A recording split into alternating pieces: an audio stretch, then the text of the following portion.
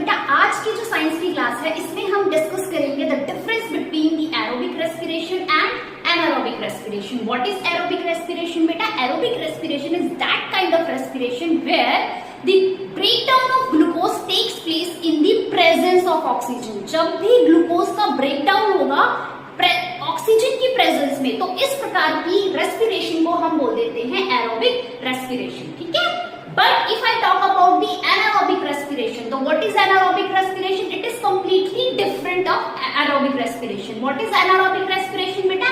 Anaerobic respiration is that kind of respiration in which the breakdown of glucose takes place in the absence of oxygen. जब भी glucose का breakdown होगा into the simpler substances और absence of oxygen में glucose का breakdown हो रहा है, तो this kind of respiration will be called as anaerobic respiration. Beta energy is released in both the cases. Okay, energy is released in aerobic respiration as well as in anaerobic respiration.